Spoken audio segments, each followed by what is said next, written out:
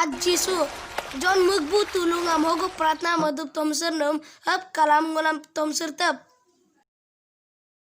Nula so se pratna mato.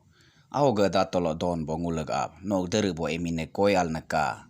Nog lepeng am ham to. Au gada tolo nyinam heb kalam. Gada gad son no mule kob nyim to. Ngulag lo hiam da sam so lo ngulam jitbe. Ngulam nyimur bo nyi asa kam ngula apa jinam heb kalam.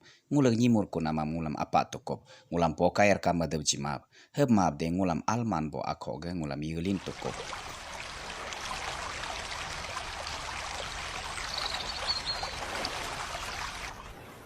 Koto honulam jitain.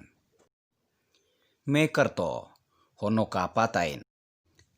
Cedin benyil nul gap ayapam cik ko jitain. Ho gap hiya kodin ham jidin.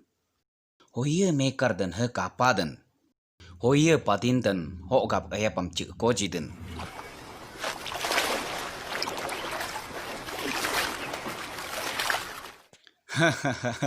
Nulik pengko ho gaya hekek abdo do atte konge utte koyam ulu ya jin bo.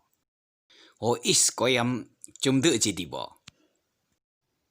Nulehut go al matel kam atte konga albo ngam jidup cend ni lokam. Hei lokam nulek mule ngam koyan bo pun bo ab. Nulam tere ya jalam kob ni lo hogab jiram.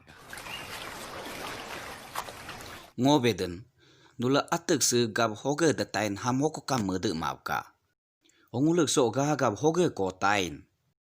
Hogab seuk si danamam ko yaden. Hoga si ejam ko yaden. Patatulo am kakato.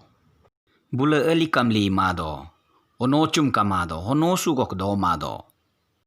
Hebge pun bo abulam dasam jido. Honule nilo petangam ei go hibini anam do.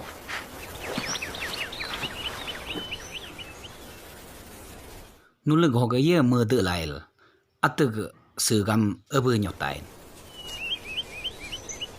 Noso acir kobon samni ni matel. Hokab oglu sakam mede gaden. So putulo sam kato. Beogob seden. Beogo kamin ternyelen bon ni mado. Lepe at Solomon jijakam buleg web anyabo ejrum ka ko ni mapa. Pun bo ab polo opubam sol dotel aram doma den bobam ej anya awal bo kom den lokam nulam kam kom nyoram ye acir kok meje bo tulu Ngulag meje ngam koy mam tab. nulag meje nga urio akhir te ni lokam so sen si jada rabusu gadel bolot pobub tablet to kalam nulag bekep tad napa